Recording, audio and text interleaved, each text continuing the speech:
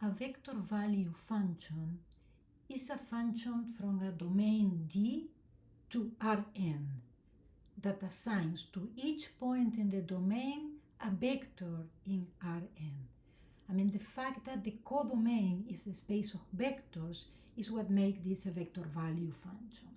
And if the domain is a subspace of R, so this we consider, for instance, a function from R to Rn, a function of only one variable, we say that the image of a vector value function is a curve.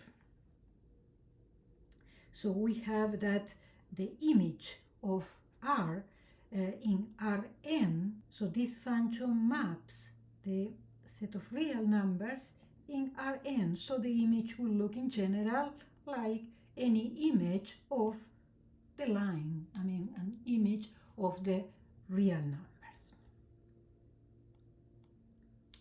So, for example, let's consider this function. This is a function that goes from the real numbers to R2. So the type of vectors that this function is going to assign to each number, to each real number, is going to be a vector in R2. So we can look how this curve looks like, how the image of R is going to be in R2. So in order to do that, we can construct a table that for each value of t is going to assign the value of x and the value of y. So let's put here the value of x that will depend on t and the value of y that will depend on t. And so we assign values that we would normally do with a function. So for instance, when t equals 0, what is the value of x? Well, we plug in here 2 times 0 is 0. We plug it in here, 0 squared is 0 plus 1 is 1. So the first point that we have here is going to be the point 0, 1. So we put here a pair of axes, the x-axis and the y-axis, and so we are going to mark in this pair of axes this point, the point 0, 1. So this is going to be value 0 of x and 1 of y. So let's say that our point is going to be here. This is going to be the first point of our function, 0, 1. Let's assign the value 1. Let's substitute in the first component. 2 times 1 is 2. Let's substitute in the second component. 1 squared is 1 plus 1, 2. So we have the point 2, 2. So this is the point that we are going to mark here. So this will be 1, 2, 1, 2. So the point 2, 2 will be a point like this. That will be the second point of our curve. And so we continue here assigning values. For instance, the value 2, we substitute in the first one. 2 times 2 is 4. We substitute in the second one. 2 squared is 4 plus 1 is 5. So 4, 5 will be our next value. 3, 4. And so here we're going to have 2, 3, 4, 5. So this is going to be the next point of our curve. And so we continue. 3, if we plug in 3, we see that we're going to get big numbers here outside of our window here. Let's pick one in the other side, for instance, minus 1. If I plug minus 1 in the first one, I obtain 2 times minus 1, which is minus 2. I plug minus 1 here, I obtain minus 1 squared is 1. 1 plus 1 is 2. And so our new point to plug will be minus 2, 2.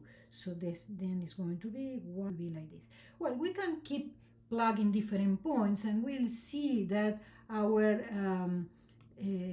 curve has a shape more or less like this.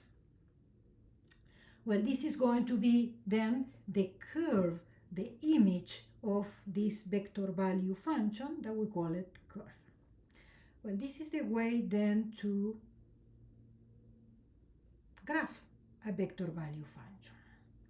So we have here the graph given by Sage Math That is a tool that you should use to graph your functions, but you should also know how to graph them by hand, so you can identify what curves actually match to what equations. So if we have, instead of this curve, a curve like this, for instance, so you know that this curve could never be this one, because at 0, for instance, we have here the point 0, 2 point something, almost 3. So that's not the point that you obtained here. So when here is 0, the point that you obtained here is 1. So you know that couldn't be that. So these kind of things are the things that you could use in order to identify what curves have what graph.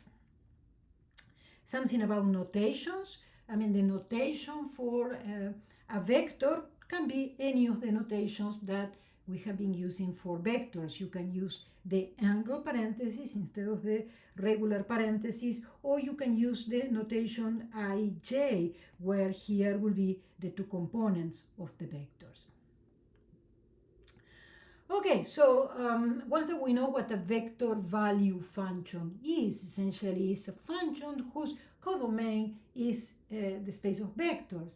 So we can calculate the same kind of things that we know how to calculate for real functions. So for instance, limit. So we are going to define the limit of a vector value function as the limit of each of the components. And so, as each of the components is a real value function, so these are just the familiar limits that you know.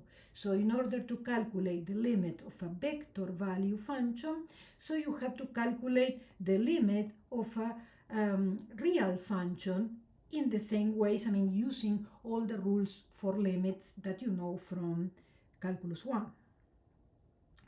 In order to calculate the derivatives, again, the derivative is defined as the familiar limit of this quotient. Well, is the limit, since the limit is the limit of each of the components, so the derivative is going to be nothing but the derivative of each of the components of the vector. So when you have the vector value function, in order to calculate the derivative, you just calculate the derivative of each of the components of the function. And in the same way that for the real value functions, we are going to say that the function is differentiable if the derivative exists at every point of its domain. So other notations, we can just write the derivative of a function like this, with a regular notation of derivative, or we can put derivative with respect to t, since this is the only variable in this function, so these notations are equivalent. So let's calculate some limits and some derivatives of functions. So for instance, let's consider the function that we were graphing before, are t equals 2t, t squared plus 1. So if we want to calculate the limit of this function at any point, so for instance, the limit when t goes to, let's say, 2 of this function, so this is going to be just the limit of 2t, t squared plus 1, and this is when t goes to 2, and this is nothing but the limit of each of the components of this vector. So in this case will be the limit of 2t, which is just 2 times 2, which is 4, and the limit of t squared plus 1, that will be just 2 squared, which is 4 plus 1, which is 5. So in this case, we have that the limit of the vector value function when t approaches to 2 is the vector 4, 5. If we want to calculate the derivative of the function, well, the derivative of the function is going to be the derivative of each of the components of the vector. So the derivative of 2t is just 2, and the derivative of t squared plus 1 is 2t. So this is the derivative then of the vector value function. And of course, these derivatives can be as complicated are the components here, but you know all the possible rules of calculation of derivatives from calculus 1, so all of them are going to be applied for calculating the derivatives of vector value functions. So in this way, we calculate the derivative for all values of t. Now, we want to calculate how much is the derivative at some particular value of the variable t, we just plug in. So if we want to know how much is the derivative at t equals 3, for instance, then the derivative is going to be 2, 2 times 3. So the derivative of 3 is 2, 6. How much could be the derivative at 5? So then will be 2 times 5 will be 10. So we have the derivative at any point that we may want. So in order to calculate derivatives that involve operations between the vectors, between the vector value functions, we can actually, for instance, if we have to calculate the derivative of this addition, we could actually just perform the addition and then calculate the derivative, or you can calculate the derivative by calculating each of the derivatives and then adding them. Well, you have the rules then here for all the possible operations. Here, if we have a number multiplied by a vector value function, we can take the number out and calculate just the derivative of the vector value function. If we have a dot product, we can calculate, as I said before, first the dot product and then calculate the derivative. Or we can apply the formula and calculate the derivative of the first one, and then do the dot product with the second one, and then do the first one dot product with the derivative of the second, and when we have these two vectors, then we add them. Okay, so let's, same thing with the cross product rule and the chain rule. So let's use the dot product as an example. Let's say that we have the functions, let's call u the function that we used to have before, that was 2t, t squared plus 1. And let's say that we have another function, b, that is also a vector value function, t, and the second component, let's say that is logarithm of t. And then let's say that we want to calculate the derivative of the dot product here.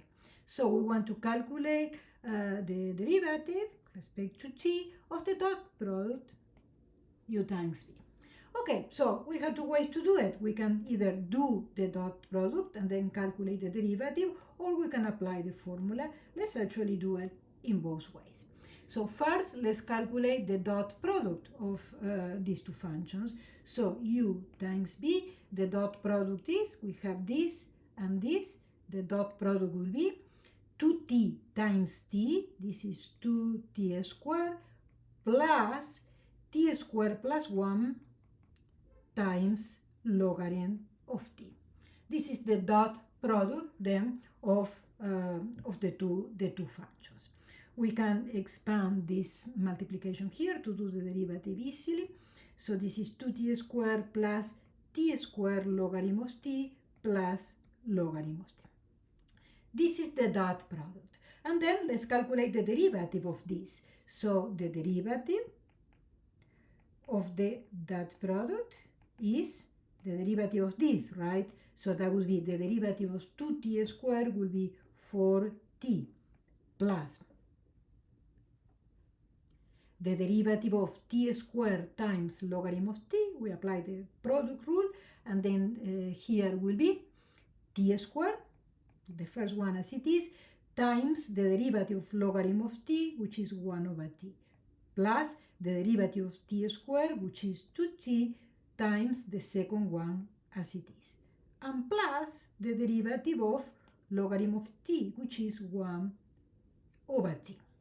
So this is the derivative of the dot product. We can simplify here t squared times 1 over t. We can simplify this, and this will be equal to just t. And now here 4t plus t, this is just.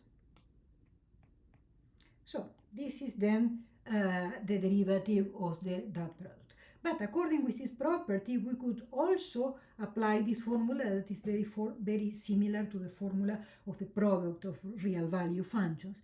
So this formula said that first we should do the derivative of u. Let's start with that. The derivative of u, this is the function here, the derivative of u is going to be, the derivative of 2t is just 2, and the derivative of t squared plus 1 is 2t. And we are going to, this is the derivative of u, and we are going to also need the derivative of b. So the derivative of b is, according, b is this one, so the derivative of t is 1, and the derivative of logarithm of t is 1 over t. And now let's apply this formula, and so we're going to have that our derivative will equal to u prime, which is 2t, times b, dot product b. So b is this one, so here we are going to put t logarithm of t, and then plus this plus that is here, and then u, and u is this one here, so u is going to be 2t comma t squared plus 1 times b prime, and b prime is 1 comma 1 over t. Okay, so we have these two dot products and this addition. Let's do these dot products here. So this times this plus this times this, right? So that's the way to do the dot product. So in this case will be 2 times t will be 2t plus 2t logarithm of t. And now plus, and now let's do the dot product here. This times this plus this times this. Here will be 2t times 1 is 2t plus t squared plus 1 over t. Okay, so this is the result of the addition. Let's simplify what we can here, so that we have here 2t plus 2t, this is 4t plus 2t logarithm of t, and this part here will be t squared over t is t plus 1 over t. Now we put together here 4t and t, this is 5t plus 2t logarithm of t and plus 1 over t. So this result is exactly the same that we obtained in the other way. To calculate the integrals, now that we have the definition of derivatives for vector value functions, the integrals are defined in the usual way. An antiderivative of a vector value function r is defined to be another vector value function, such that when we do the derivative, meaning the derivative as we learned before, we obtain the original vector value function. And the indefinite integral of a vector value function is the antiderivative plus any constant vector. So be sure that this now is not a number like in the real value functions, but it's a vector. I mean, it's a constant vector, a vector that all the components are constants, do not depend on t, but are constants. And in practice, the integral of a vector value function is going to be the integral of each of its components. So for instance, let's calculate the integral of the function that we have been working with. So for instance, the integral or primitive of the function 2t t squared plus 1 dt is going to be the primitive of 2t, which is 2t squared over 2 plus a constant, comma, the primitive of t squared plus 1, which is t cubed over 3 plus the integral of 1, which is t, and plus a constant. So this is the derivative. So of course we can here take out these two, and will be just t squared plus a constant t cubed over 3 plus t plus a constant. Observe that the constant vector, if we want to write as plus c, where c is a constant vector. So this will be then equal to the function t squared, comma, t cubed over 3 plus t plus, and here the constant vector will be the vector AB. That would be another way to write this indefinite integral or this primitive.